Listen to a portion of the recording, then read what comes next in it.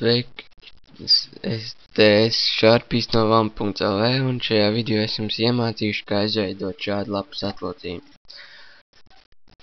Tātad spiediet File New un izveidojiet jaunu dokumentu. Iekrasojiet viņu, atbloķējiet un ņemam pentūlu un salieciet divus punktus pie divām malām šeit un apmēram šeit. Tā, spiediet Make Selection. Ai, nē, vēl nē, to jānoapaļo. Paņemiet Convert Point tool un noapaļot šo līniju.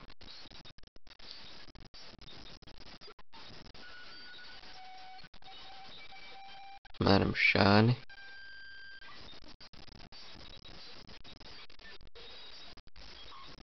Un ar šo otru galu. Nē, nevajag to. Un spiediet Make Selection. Jums veidojos selekcija un šeit nevar redzēt, kad ir selektēts, tāpēc, īstenībā tur ir nospiediet Delete vienkārši. Un jums izdzēsās tas stūris, ko jūs gribējāt izdzēst. Es te daudz ko murgoju, nepiekasties pie vārdiem. Tā, tagad salieciet punktus pie pašām, līnijas beigām, tā kā, nezinu, kā lai to pasaka. Karoči, skatieties, kā es to daru. Šeit un šeit, bet neatlaidiet to. Tā, kad jūs spiežat virsū uz otrā punkta, neatlaidiet taustiņu, jo tā jūs varat noapaļot. Jā, ir tieši pie līnijas un turpinām. Apmēram lieciet šeit punktu un tā.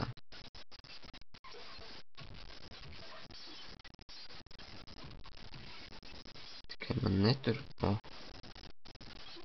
Tad skatieties, kas jādara.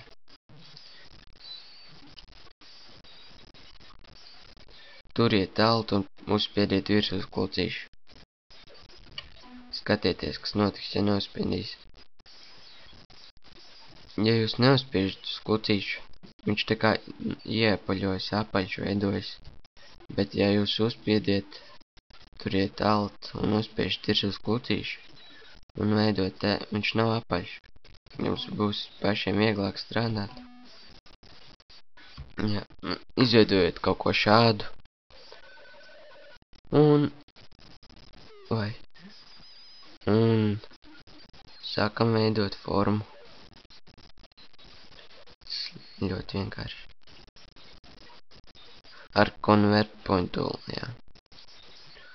Man forma gatava un atliek tikai selektēt. Make Selection. Ok.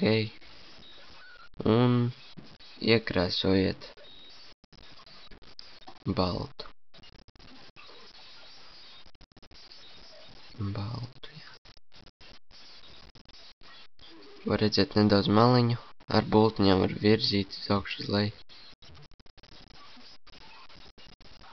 Un tagad ir jāieēno tas atlocījums.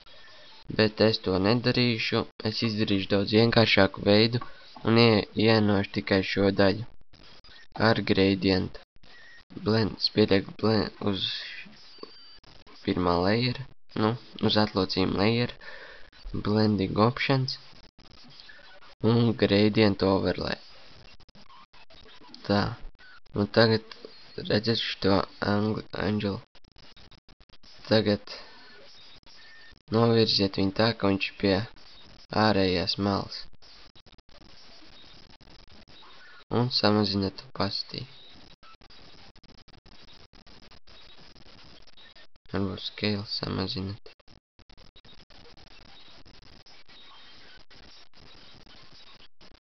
Jā. Kā vēl? Nē. Ok. Un labs atlaucījums gatavs. Es nezinu, vai pamācība labi sanāca, bet es domāju, jūs sapratīsiet.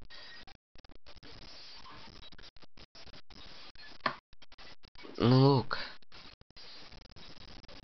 Un nākamajā pamācībā, es domāju, es parādīšu, kā izveidot ļoti skaistu 3D tekstu. Tas nebūs parasti tā kā bultiņām jātais. Tas būs jau interesantāk ar pentulu.